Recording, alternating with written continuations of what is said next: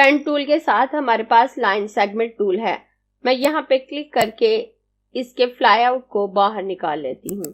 और इसके fly out में हमारे पास टोटल 5 टूल हैं। Line segment tool, arc tool, spiral tool, rectangular grid tool और पोलर ग्रिड टूल, जिसमें से 3 tool line segment tool, arc tool और स्पाइरल टूल को हम आज की क्लास में देखेंगे और रेक्टेंगुलर ग्रिड टूल और पोलर ग्रिड टूल को हम अपनी नेक्स्ट क्लास में देखेंगे।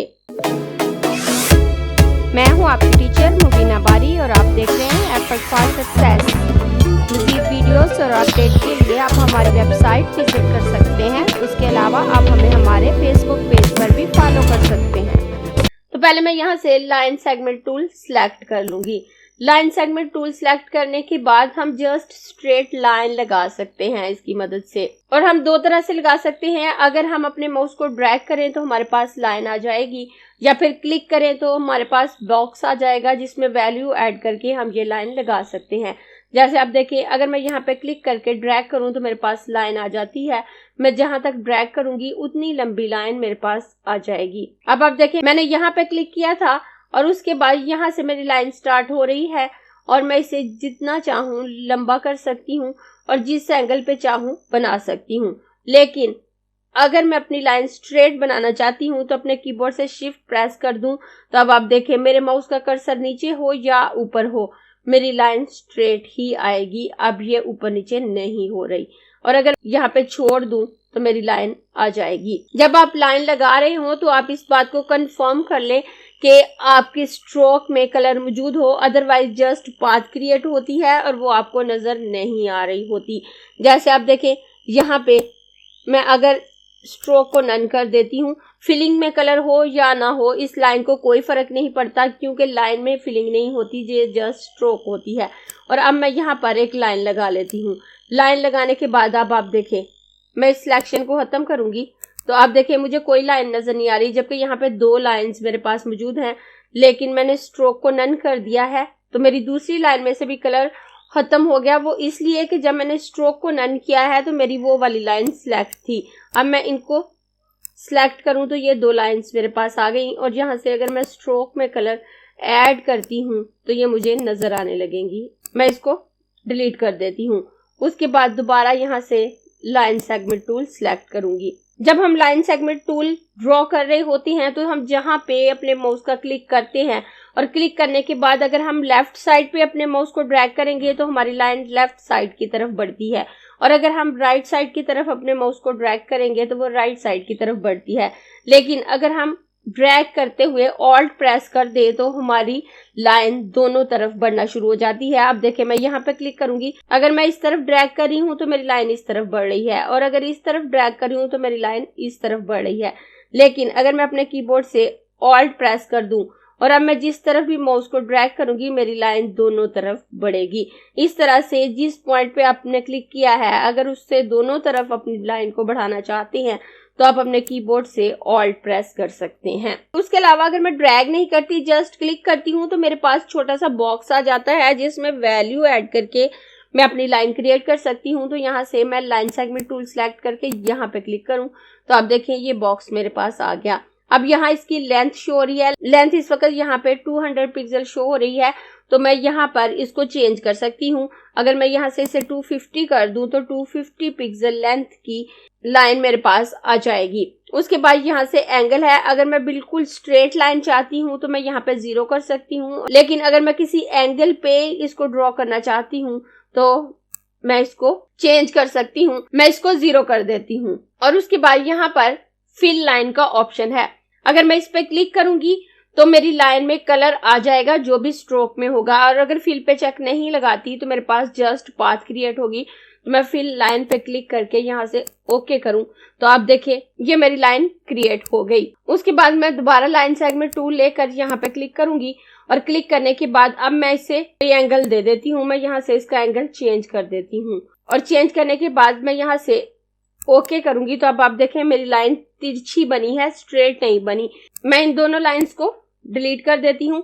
इसको भी डिलीट कर देती हूँ और इसको सिलेक्ट कर लूंगी। सिलेक्ट करने के बाद मैं इसको यहाँ रख देती हूँ और यहाँ से मैं इस लाइन के साइज को थोड़ा सा बड़ा कर लेती हूँ। लाइन सेगमेंट टूल से आप जस्ट लाइन क्रिएट कर सकते हैं और यही लाइन आप पेन टूल की मदद से भी क्रिएट कर सकते हैं। तो फिर ये टूल सेपरेट क्यों है, आपको इसका क्या फायदा है?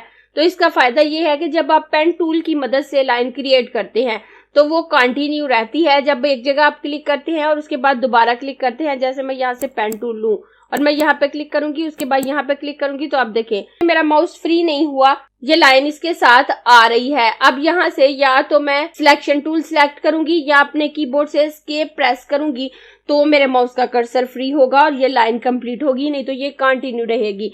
तो अगर हमें मल्टीपल जगहों पे डिफरेंट लाइन ऐड करनी है सेपरेट तो लाइन सेगमेंट टूल हमारे लिए बहुत हेल्पफुल होता है, क्योंकि जब हम एक लाइन बनाते हैं तो वो खुद ब खुद उसकी सिलेक्शन खत्म हो जाती है और हम नए सिरे से नई लाइन क्रिएट कर सकते हैं। मैं इसको डिलीट कर देती हूँ और उसके बाद मैं इसको सिलेक्ट करूंगी। लेकिन जब हम लाइन सेगमेंट की मदद से लाइन क्रिएट कर लेते हैं तो हम पेन टूल की मदद से उसे कंटिन्यू भी कर सकते हैं। अगर हमने मजीद उसे कुछ बनाना है, मजीद उसे कंटिन्यू करना है, जैसे मैं यहाँ से पेन टूल लूं और इस पॉइंट पे क्लिक करूं तो ये यहीं से कंटिन्यू हो जाएगी और ये लाइन इसी लाइन के साथ अटैच है। अब मैं यहाँ पे क्लिक करूं, उसके बाद यहाँ पे क्लिक करूं तो ये क्लोज शेप बन गई। इस तरह से लाइन क्रिएट करने के बाद अगर आप पेन टूल की मदद से उसे कंटिन्यू करना चाहें तो कर सकते हैं। मैं Ctrl+Z कर देती हूँ और इस लाइन को क्रिएट करने के बाद हम डायरेक्ट सिलेक्शन टूल की मदद से अगर इसे कर्व करना चाहें तो वो भी कर सकते हैं। उसके अलावा स्ट्रोक पैनल के तमाम ऑप्शन हम इस पे अप्लाई कर सकते हैं। हम इसमें डैश ऐड कर सकते हैं, एरो लगा सकते हैं, वो तमाम ऑप्शन जो स्ट्रोक पैनल में मौजूद है हम इस पे अप्लाई कर सकते हैं और स्ट्रोक पैनल को हम ऑलरेडी देख चुके हैं।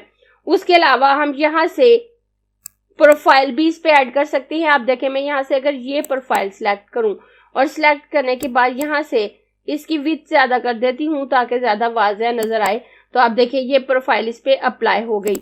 आप देखिए अगर मैं ये प्रोफाइल ऐड करती हूँ तो इस पे ये प्रोफाइल अप्लाई हो जाएगी।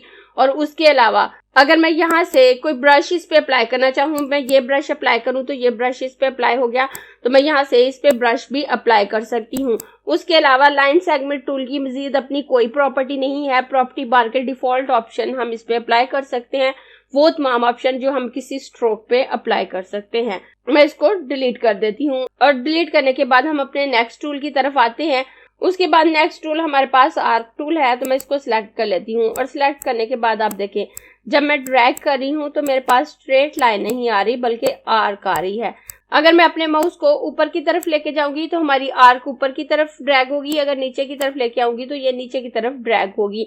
और आर्क टूल की मदद से हम बहुत कुछ बना सकते हैं, स्पेशली अगर हमने ग्रास बनानी हो तो हम इजीली बना सकते हैं। अगर हम यहाँ पे डिफरेंट अंदाज में आर्क क्रिएट करते हैं, आप देखें हमें इन्हें बहुत क्लोज करके और छोटा बड़ा क्रिएट कर सकते हैं और बहुत अच्छे तरीके से ग्रास बना सकते हैं। और उसके बाद अगर मैं इन सबको सिलेक्ट करूं और सिलेक्ट करने के बाद मैं यहाँ से प्रोफाइल चेंज करके इन पे ये वाली प्रोफाइल अप्लाई कर दूं और यहाँ से इनकी विड्थ थोड़ी सी ज्यादा कर देती हूँ, तो आप देखें इनकी शेप ग्रास की तरह आ रही है, नीचे से मोटी है और ऊपर से पतली है। और उसके बाद मैं इनको सिलेक्ट करके इनका कलर अगर चेंज करके इसके स्ट्रोक कलर में ग्रीन कलर ऐड कर देती हूँ, तो आप देखें आप जब इसको मजीद क्लोज करके और थोड़ी देर मेहनत करके बनाएंगी तो ये बिल्कुल ग्रास शेप आपके पास आ जाएगी। मैं इसको डिलीट कर देती हूँ और इन सबको भी डिलीट कर देती हूँ और उसके बाद मैं दोबारा यहाँ से आर्क टूल ले लूंगी। जब आप आर्क क्रिएट करते हैं और अगर आप उस क्लिक को नहीं छोड़ते, जैसे आप देखें मैंने आर्क क्रिएट कर ली, क्रिएट करने के बाद मैं इसके क्लिक को नहीं छोड़ रही और ये ऊपर की तरफ है। अब अगर मैं अपने कीबोर्ड से F प्रेस करूंगी तो ये फ्लिप हो जाएगी नीचे की तरफ। अब मैं दोबारा F प्रेस करूंगी तो ये ऊपर को हो जाएगी, फिर F प्रेस करूंगी तो ये नीचे को हो जाएगी। इस तरह से अगर आपने जो आर्क बनाई है उसको फ्लिप करना चाहें तो प्रेस छोड़े बगैर आप उसको फ्लिप कर सकते हैं F प्रेस करते हुए। और अगर आप इसकी जगह चेंज करना चाहें तो क्लिक छोड़े बगैर अपने कीबोर्ड से स्पेस बार प्रेस करें तो आप इसे कहीं पे भी उठा कर रख सकते हैं।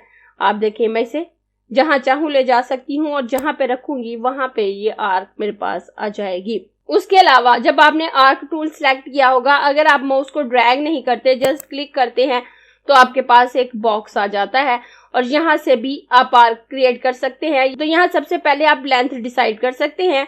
यहाँ एक्स एक्सिस पे इसकी लेंथ है और वाई एक्सिस पे इसकी लेंथ है, और यहाँ से आप डिसाइड कर सकते हैं कि अपने माउस का कर्सर जहाँ पे रखा है वहां से आप राइट साइड पे इसको बनाना चाहते हैं, अप साइड पे, डाउन साइड पे, तो यहाँ से आप इसकी साइड डिसाइड कर सकते हैं। और उसके अलावा यहाँ से टाइप है, अगर आप इसको ओपन रखते हैं तो ये आर्क बनेगी, और अगर आप इसको क्लोज कर देते हैं यहाँ से तो ये क्लोज शेप में बनेगी। ये उस आर्क के पॉइंट को क्लोज कर देगा। मैं आपको दोनों ऑप्शन करके दिखाती हूँ।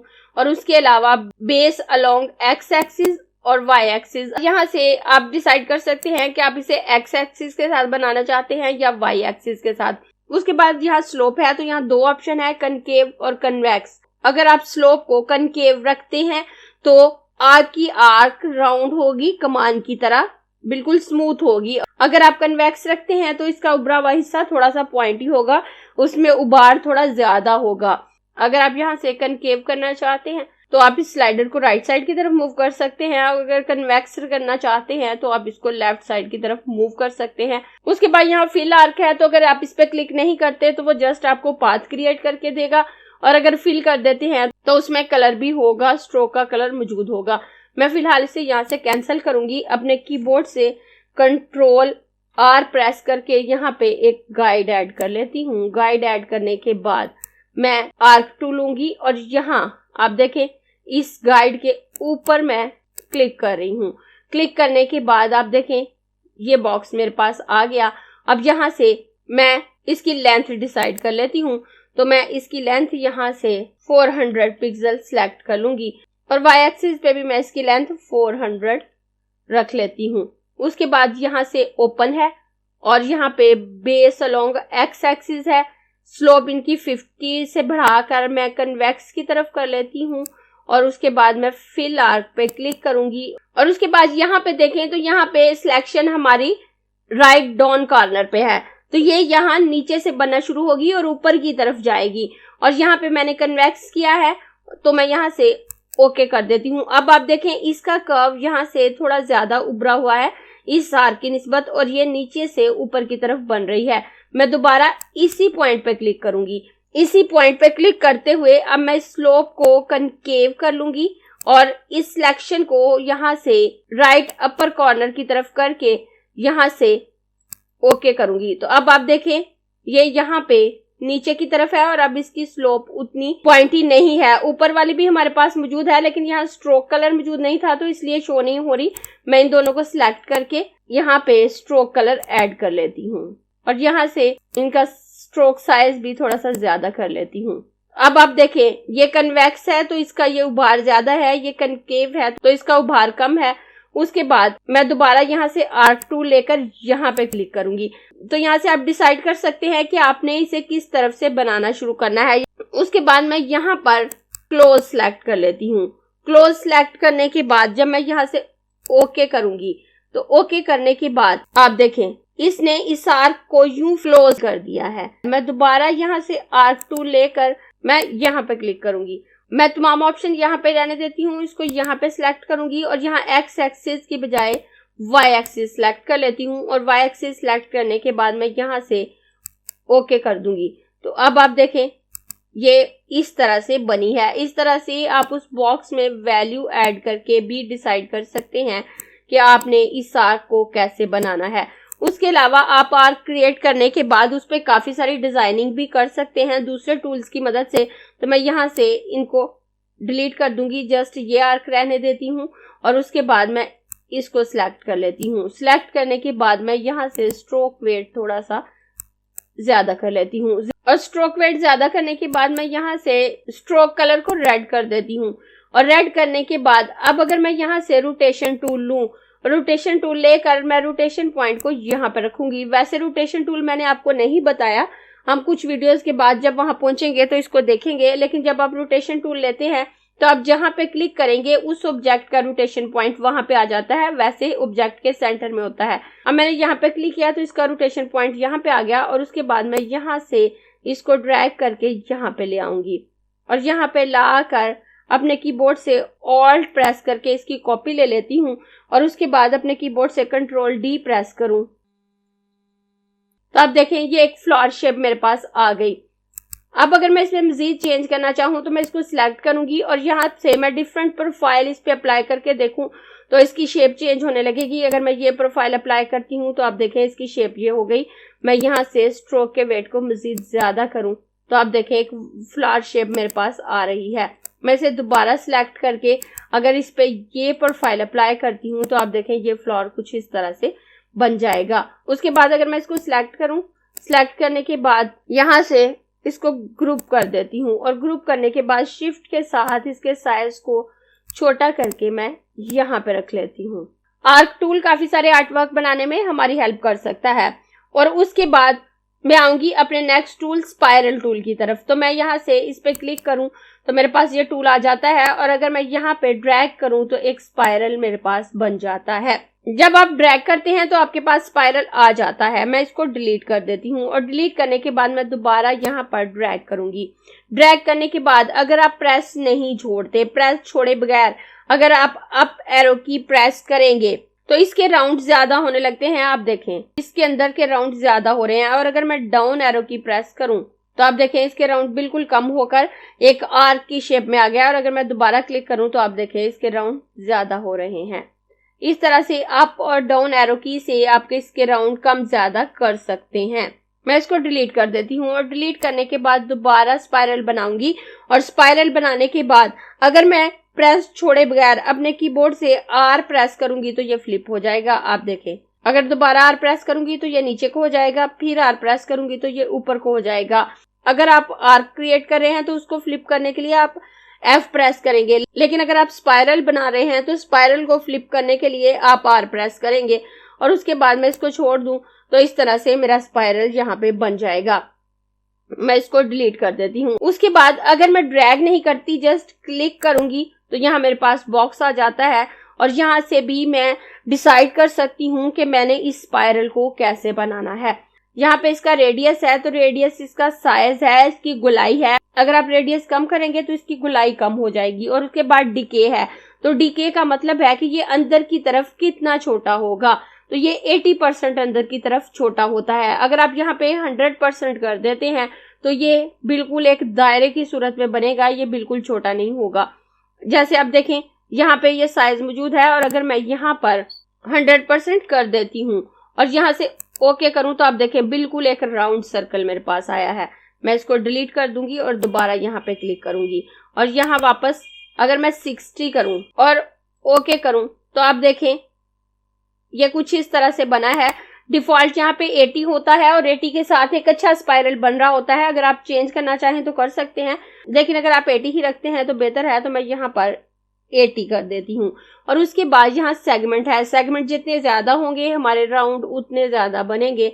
तो यहाँ 16 सेगमेंट के साथ ये स्पाइरल मेरे पास बन रहा है और अगर मैं यहाँ पे सेगमेंट ज्यादा करके 40 कर देती हूँ और ओके करूँ तो आप देखें इसके अंदर ज्यादा सेगमेंट बन रहे हैं। मैं इन दोनों को डिलीट कर देती हूँ और दोबारा स्पाइरल टूल लेकर यहाँ पे क्लिक करूंगी और उसके बाद ये रेडियस है। अगर आप रेडियस कम करेंगे तो इसका दायरा छोटा हो जाएगा। जैसे यहाँ पे 289 रेडियस है, बाकी तमाम सेटिंग वही है जो थोड़ी देर पहले हमने यूज की। तो मैं यहाँ पे 20 रहने देती हूँ और ओके करूंगी तो आप देखें स्पाइरल का साइज बिल्कुल छोटा हो गया, इस दायरे की गुलाई छोटी हो गई। मैं दोबारा यहाँ पे क्लिक करके इस रेडियस को ज्यादा कर देती हूँ। उसके बाद नीचे स्टाइल है तो ये क्लॉकवाइज है और ये एंटी क्लॉकवाइज है। अगर आप पहले वाले स्टाइल को सिलेक्ट करते हैं तो आपका स्पाइरल नीचे से बनेगा और अगर आप ऊपर की तरफ से सिलेक्ट करते हैं तो आपका स्पाइरल ऊपर की तरफ से बनेगा। आप देखें मैं पहले स्टाइल को सिलेक्ट करके यहाँ ओके करूं तो मेरा स्पाइरल इस तरह से बन रहा है। उसके बाद मैं यहाँ पे क्लिक करके दूसरे स्टाइल को क्लिक करके ओके करूंगी तो मेरा स्पाइरल इस तरह से बन रहा है। तो आप इन दोनों में फर्क देख सकते हैं। आप जब बना रहे हो तो आप इसको आर प्रेस करके फ्लिप कर सकते हैं या जब आप बॉक्स की मदद से बना रहे हो तो वहां से भी स्टाइल सिलेक्ट कर सकते हैं। अगर आप इस तरह से किस जगह पे आपको स्पाइरल चाहिए तो आप स्पाइरल यूज कर सकते हैं। उसके अलावा स्पाइरल की मदद से आप पैटर्न बना सकते हैं या फ्लावर शेप भी ले सकते हैं। जैसे मैंने ये फ्लावर डिजाइन किया उसी तरह से मैं आपको स्पाइरल भी डिजाइन करके दिखाती हूँ। मैं इनको डिलीट कर देती हूँ और डिलीट करने के बाद मैं यहाँ पे एक स्पाइरल क्रिएट कर लेती हूँ। ये इतने साइज का स्पाइरल मैंने क्रिएट कर लिया और उसके बाद मैं इसको यहाँ थोड़ा सेंटर में कर लेती हूँ। और सेंटर में करने के बाद मैं यहाँ से इसके स्ट्रोक के कलर को थोड़ा सा चेंज कर लूंगी। मैं इसके स्ट्रोक के कलर को ब्लू कर देती हूँ और यहाँ पे स्ट्रोक वेट 2 है। उसके बाद मैं यहाँ से रोटेशन टूल लूंगी और यहाँ पे रोटेशन पॉइंट को ले आऊंगी। यहाँ पे लाने के बाद मैं इसको यहाँ से ड्रैग करते हुए यहाँ पे लाऊंगी। कीबोर्ड से ऑल्ट प्रेस करके इसकी एक कॉपी ले लूंगी और कॉपी लेने के बाद मैं अपने कीबोर्ड से कंट्रोल डी प्रेस करूंगी। तो आप देखिए कितनी खूबसूरत शेप मेरे पास आई है। इस तरह से स्पाइरल को भी आप डिफरेंट शेप बनाने के लिए यूज कर सकते हैं। मैं इसको सिलेक्ट करके साइड पे कर देती हूँ और यही काम आप लाइन सेगमेंट के साथ भी कर सकते हैं। मैं लाइन सेगमेंट टूल लेकर शिफ्ट की मदद से एक स्ट्रेट लाइन क्रिएट कर लूंगी और लाइन क्रिएट करने के बाद यहाँ से स्ट्रोक विड्थ को ज्यादा करके मैं 16 पिक्सल कर दूंगी और यहाँ से इसमें मैं ये प्रोफाइल अप्लाई कर लेती हूँ। इस प्रोफाइल को अप्लाई करने के बाद मैं यहाँ से इसके कलर को चेंज कर देती हूँ। मैं इसमें पर्पल कलर ऐड कर देती हूँ और पर्पल कलर ऐड करने के बाद मैं रोटेशन टूल लूंगी और इसका रोटेशन पॉइंट मैं यहाँ पे ले आती हूँ और उसके बाद मैं यहाँ पे इसको लाकर ऑल्ट के साथ इसकी कॉपी ले लूंगी और अपने कीबोर्ड से कंट्रोल डी प्रेस करूंगी और उसके बाद मैं इन सबको सिलेक्ट कर लेती हूँ और सिलेक्ट करने के बाद शिफ्ट के साथ इनके साइज को थोड़ा सा छोटा कर लेती हूँ। मैं इसकी स्ट्रोक को मजीद कम करके 10 पिक्सल कर देती हूँ ताकि तमाम पेटल हमें वाज़े नजर आए। उसके बाद यहाँ से जैसे जैसे आप कोई प्रोफाइल चेंज करेंगे इसकी शेप चेंज होगी, आप देख सकते हैं। मैं इस पर डिफरेंट प्रोफाइल अप्लाई कर रही हूँ तो इसकी शेप चेंज हो रही है। तो आप देखें इसकी शेप कुछ इस तरह से आ गई। इस तरह से भी आप डिफरेंट डिजाइनिंग कर सकते हैं। अगर आपको ये क्लास पसंद आई है तो लाइक कीजिए, अपने दोस्तों के साथ शेयर भी कीजिए ताकि वो भी सीख सके। आप अपने क्वेश्चंस और व्यूज नीचे कमेंट बॉक्स में लिख सकते हैं और अगर आपने चैनल सब्सक्राइब नहीं किया तो प्लीज सब्सक्राइब कीजिए ताकि आपको आने वाली वीडियोस का नोटिफिकेशन फौरन से मिल सके।